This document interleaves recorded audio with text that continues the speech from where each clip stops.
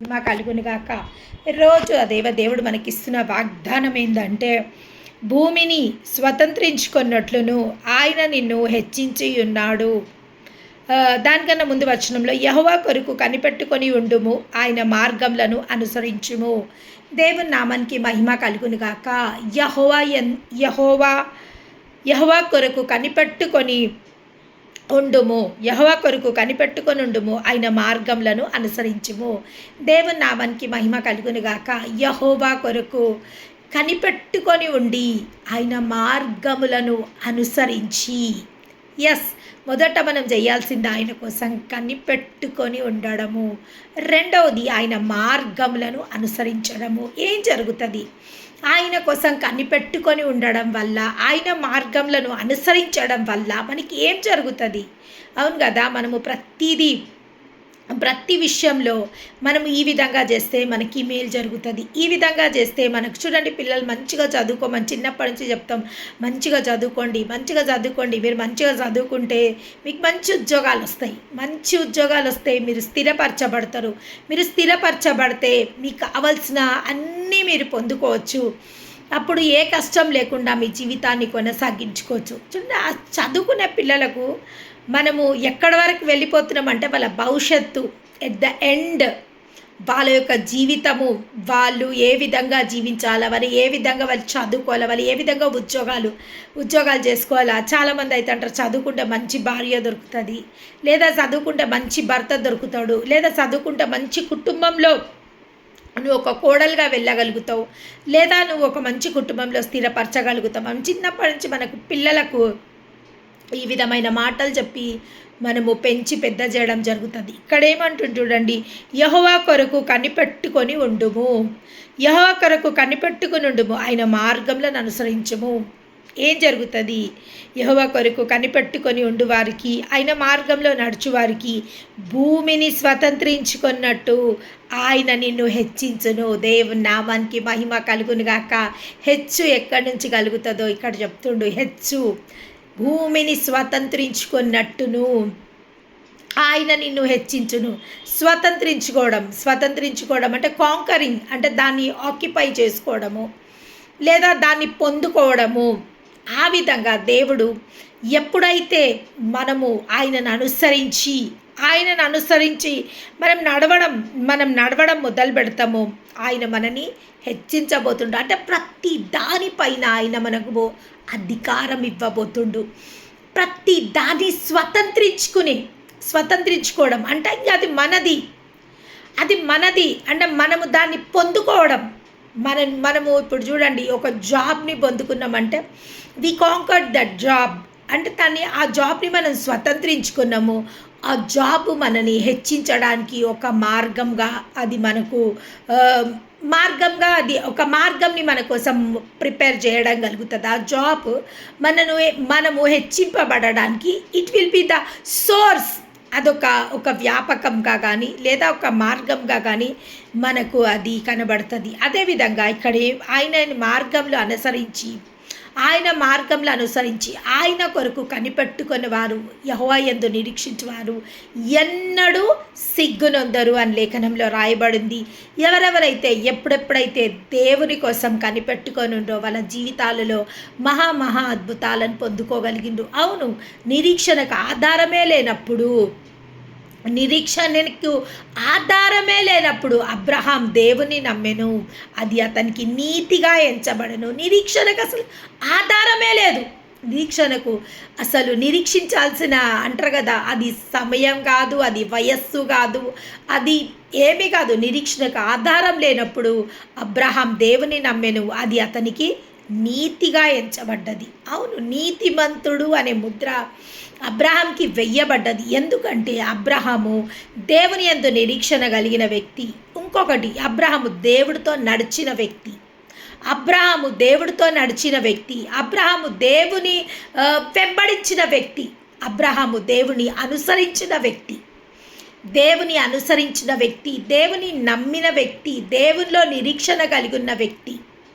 అందుకే అబ్రహాము ప్రతి విషయంలో ప్రాస్పర్ అయ్యిండు. ప్రతి విషయంలో ఆయన వృద్ధి చెందిండు. ఏ కొదవ ఏ కొరత లేకుండా అబ్రహాం జీవించగలిగిండు. అబ్రహాంకున్న ఒక్కటే ఒక కొదవ.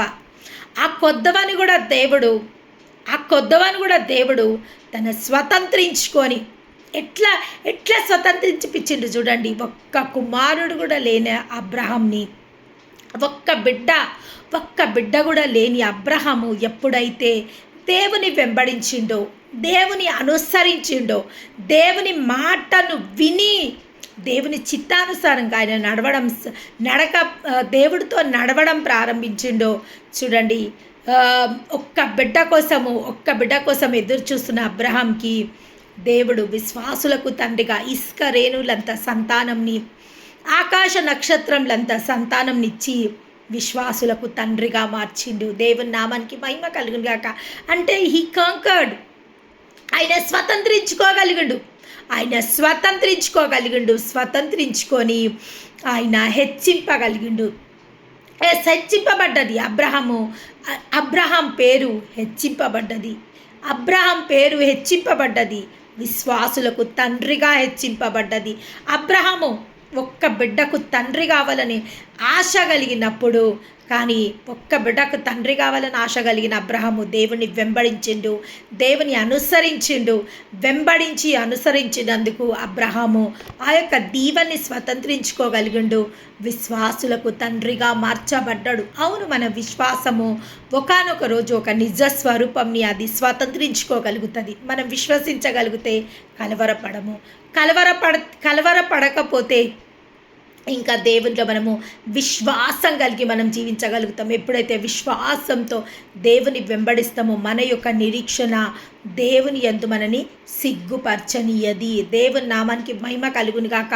విశ్వాసులమైన మన జీవితంలో గొప్ప గొప్ప నిరీక్షణలు దేవుడు చాలాసార్లు గొప్ప నిరీక్షణ క్రైస్తవుల జీవితాలలో దేవుడు గొప్ప నిరీక్షణని కలుగజేస్తాడు. కానీ ఆ నిరీక్షణనంట మనని ఎన్నడూ సిగ్గుపడనీయది. ఆ నిరీక్షణలో దేవుడు మనని మలుస్తుండు. ఆ నిరీక్షణలో దేవుడు మనకు ఎన్నో నేర్పిస్తుండు. ఆ యొక్క నిరీక్షణలో దేవుడు మనని సరిదిద్దుతుండు. ఆ నిరీక్షణలో దేవుడు మనని సరిచూస్తుండు. Yes, he will balance us. ప్రతిదీ తూకంలో ఏసైనా తూస్తాడు. ఎందుకు అంటే ఆయన మనకివ్వబోతున్న దీవెనకు he will make us perfect. Why? Because our god is a perfect god. మన దేవుడు సంపూర్ణమైన దేవుడు. మనం కూడా సంపూర్ణంగా ఉండాలన్నది దేవుని చిత్తము. ఆయన ఇచ్చే బహుమానం కూడా సంపూర్ణమైన బహుమానము. ఇది రూతు గ్రంథంలో రాయబడి ఉంటుంది. ఆయన రూతుకి సంపూర్ణమైన బహుమానం ఇచ్చిండు. బోయాజు రూపంలో తన విధవరాలు అసలు ఏ పరిస్థితి, అసలు ఎక్కడ ఏ మూలల తన పరిస్థితి బాలేదు. అంత తారుమారైన స్థితిలో తన దేవుని విశ్వసించగలిగింది. భర్తని కోల్పోయింది. విధ్వరాలు, వృద్ధాప్యంలో నా అత్త, మామ లేడు, మగదిక్కు లేను ఆ కుటుంబము, ఆదరించేటోళ్ళు లేని ఆ కుటుంబము. పరదేశి నుంచి వారి దేశానికి రావడం జరిగింది. అంతా కొత్తగా చాలా సంవత్సరాల క్రితం నయోమి ఆ స్థలంని వదిలి వెళ్ళిపోయి మళ్ళీ తిరిగి తన స్వజనుల దగ్గరికి రావడం జరిగింది. కానీ రూతుకు మాత్రం అంత కొత్త మనుషులు, కొత్త ప్లేస్, కొత్త స్థలము, కొత్త మనుషులు. అయినా కానీ దేవుడు రూతుకి సంపూర్ణమైన బహుమానం ఇవ్వడానికి తనను సిద్ధపరిచినప్పుడు తన దేవుని వెంబడించింది. తన ఆ యొక్క దేవుని వెంబడించడం జరిగింది. దేవుని కోసం కనిపెట్టుకోవడం జరిగింది. ఎప్పుడైతే తన దేవుని సన్నిధిలో కనిపెట్టుకుందో, ఆ దేవుని వెంబడించిందో, తన ఆ యొక్క శ్రేష్టమైన దీవెనలు స్వతంత్రించుకొని తన హెచ్చింపబడ్డది. ఎస్, ఎంతో తను అక్కడికి వచ్చినప్పుడు, ఆ దేశానికి వచ్చినప్పుడు తన పరిస్థితి అసలు ఏమీ బాగాలేదు. లీస్ట్లో తనుంది.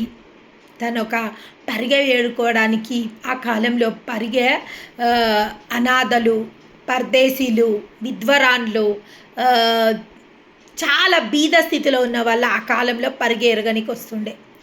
ఆ కాలంలో పరిగేరనికి వచ్చినప్పుడు ఆ పరిగెడుతున్నప్పుడు ఆ పని వాళ్ళు వాళ్ళకి కావాల్సిందంతా ఏరేసినాక మిగిలిన కొన్ని కొన్ని అవశేషాలు అంటే కొన్ని కొన్ని విడవబడ్డాయి అన్నీ. ఆ యొక్క విధ్వరాన్లు వచ్చి లేదా ఆ తల్లిదండ్రులు లేని పిల్లలు వచ్చి వాళ్ళు బీదలు దాన్ని ఏరుకుంటుండే అనమాట. అంటే వాళ్ళు ఆ పొలంలో అట్లా వదిలేస్తుండే. ఎప్పుడు కానీ వాళ్ళకు ఒక ఆజ్ఞ ఏంది అంటే యూదుల ఆచారం ప్రకారం ఒక ఆజ్ఞ ఏంటంటే వాళ్ళు మొత్తము ఆ పంటని మొత్తము క్లీన్ చేసుకోవద్దు. కొంచెం కొంచెం అక్కడక్కడ వదిలినప్పుడు అనాథలే కానీ, పరదేశీలే కానీ, లేదా పక్షులే కానీ ఏవన్నా వచ్చి వాటిని స్వతంత్రించుకునే అవకాశం ఉంది. చూడండి మనము ఈ మొత్తము మనం ఏదైనా ఇప్పుడు రైస్ వండినాము, ఏదైనా కర్రీ వండినాము, మొత్తం మనం ఏం చేస్తాము, క్లీన్ చేసే బిఫోర్ ఏం చేస్తాం, మొత్తం ఖాళీ చేసేటప్పుడు మొత్తం ఒక్క మెతుకు కూడా లేకుండా మొత్తం అంతా మనం ఊడ్చి ఒక్క మెతుకు కూడా లేకుండా అప్పుడు క్లీన్ చేయడం జరుగుతుంది. కానీ దేవుని లెక్క ప్రకారము మనము మిగిలినది వదిలిపెట్టేసేయాల. అది బీదలకు, అనాథలకు అది పంచిపెట్టాల. కానీ ఇప్పుడు మన దగ్గర బీదలు లేరు, అనాథలు లేరు కాబట్టి ఒకప్పుడు కనీసము అడుక్కునే వాళ్ళు వస్తుండే. ఇప్పుడు ఈ కాలంలో అయితే అడుక్కునే వాళ్ళు కూడా లేరు. దేవుని నామానికి మహిమ కలుగును గాక. మరి అంత అప్గ్రేడ్ అయిపోయింది. ఈరోజు అడుక్కునేటోళ్ళు కూడా లేరు. ఒకప్పుడు దాన ధర్మాలు చేయడానికి మనకు అడుకునే వాళ్ళు ఉంటుండే. కానీ ఈ రోజులలో అడుకునే వాళ్ళు కూడా లేరు. నిజంగా మనం ఎవరికైనా దాన ధర్మాలు చేయాలంటే మనం వెతికే అవకాశం ఉంది. ఎక్కడ ఏ ప్రాంతంలో అనాథలు ఉన్నారు, ఏ ప్రాంతంలో అంగవైకల్యంతో ఉన్నవారు ఉన్నారు, ఏ ప్రాంతంలో అడుక్కునేటోళ్ళు ఉన్నారో ఇప్పుడు మనము వాళ్ళ కోసం సర్చ్ చేయాల్సిన అవసరం ఉంది. కానీ ఒకప్పుడు అట్లా కాదు. ప్రతిరోజు అడుక్కునేటోళ్ళు మన గుమ్మాల ముందరకు వస్తుండే. వాళ్ళ కోసమని మిగిలిన ఈ ఆహారం అంతా తీసి పెడుతుండే ఆ యొక్క ఆహారము పరదేశీలకు లేదా బీద వాళ్ళకు లేదా అవిటి వాళ్ళకు ఆహారంని తీసి పెట్టవలసి వస్తుండే. దేవుని నామానికి మహిమ కలుగును కాక. ఇక్కడ చూడండి ఏమంటుందంటే యెహోవా కొరకు కనిపెట్టుకొని ఉండుము, ఆయన మార్గంలను అనుసరించుము, భూమిని స్వతంత్రించుకున్నట్టు ఆయన నిన్ను హెచ్చించును. ఎస్, భూమిని స్వతంత్రించుకున్నట్టు ఆ దేవుడు హెచ్చించుతాడు. ఎప్పుడు మనం ఆయన కోసం కనిపెట్టుకున్నప్పుడు, ఆయన మార్గంలో మనం అనుసరించినప్పుడు. భక్తిహీనులు నిర్మూలం కాగా నీవు చూసేదవు. దేవుని నామానికి మహిమ కలుగును గాక. ఇంకొక మాట అంటుండు, భక్తిహీనులు ఖచ్చితంగా నిర్మూలన అయ్యే అవకాశం ఉంది. అటువంటి స్థితి నీ కళ్ళ ముందట తటస్థిస్తుంది. భక్తిహీనులు ఈరోజు భయభక్తులు, యెహోవా యందు భయభక్తులు గలవారు ధన్యులు. ఎస్, ఆ యొక్క భయభక్తి మనము మన పిల్లలకు కూడా ఈరోజు నేర్పించవలసిన అవసరం ఉంది.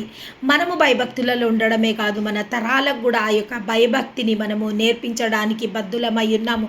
ఎందుకంటే ఎప్పుడైతే మనము యెహోవా యందు భయభక్తులు కలిగి ఉంటామో అప్పుడు మనము యెహోవా యందు నిరీక్షణ ఉండగలుగుతాం. ఎప్పుడైతే మనము యెహోవా యందు నిరీక్షణ కలిగి మనము ఆయనలో మనము స్థిరంగా ఉండగలుగుతామో అప్పుడు మనము ఆయన యొక్క దీవెనలను స్వతంత్రించుకోగలుగుతాం, ఆయనని వెంబడించగలుగుతాం, ఆయనను అనుసరించగలుగుతాము. ఒకవేళ మనము భయభక్తులే మన దగ్గర లేవంటే మనం ఆయనని వెంబడించలేము, ఆయనను అనుసరించలేము.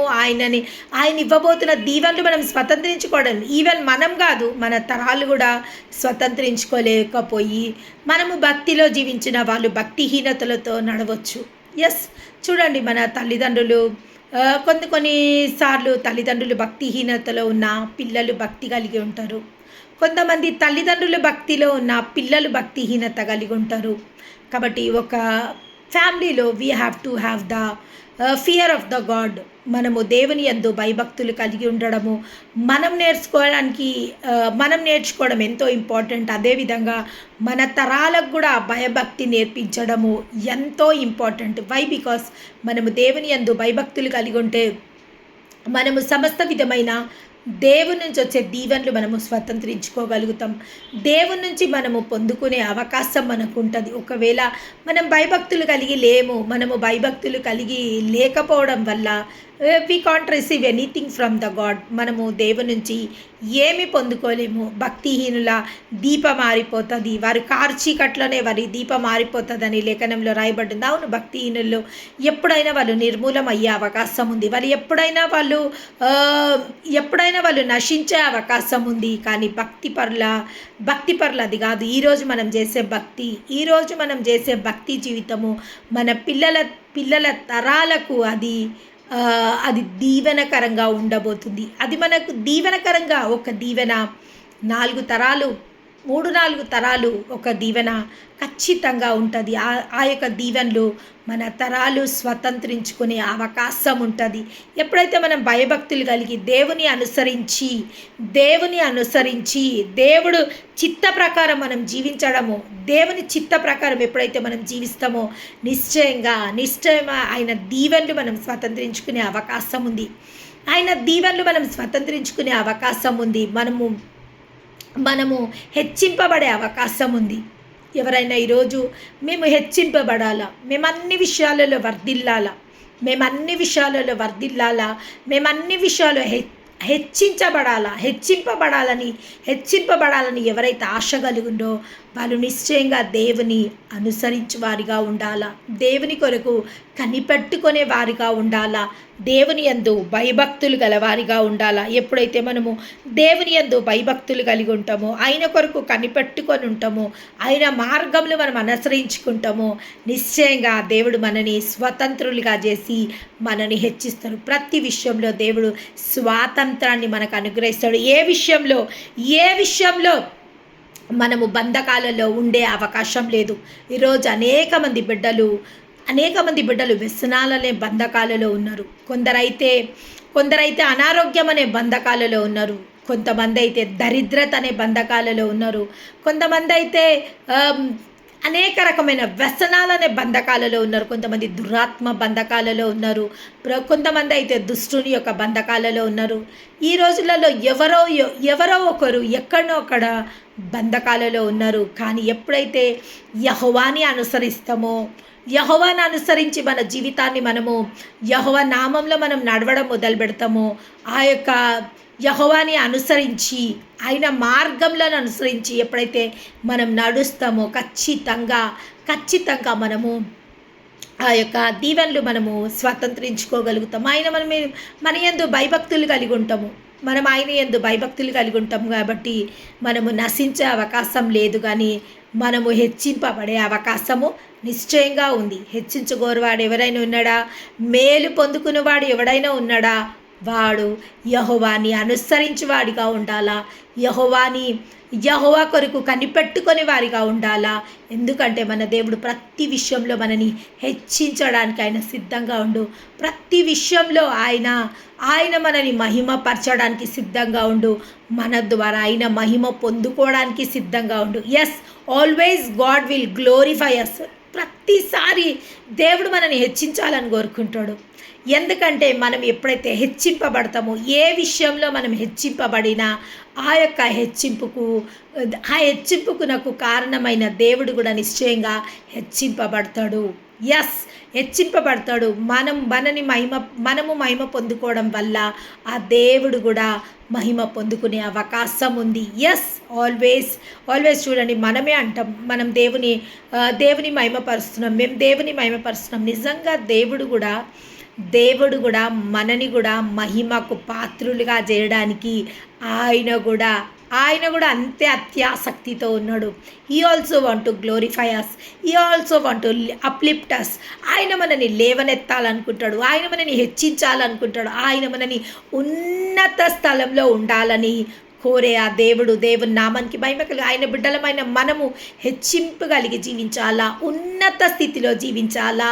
మనము ఒక ఉన్నత స్థితిలో ఉండాలన్నదే దేవుడు కోరుకున్న ఒక భక్తి జీవితంలో మనం ఉండాలా.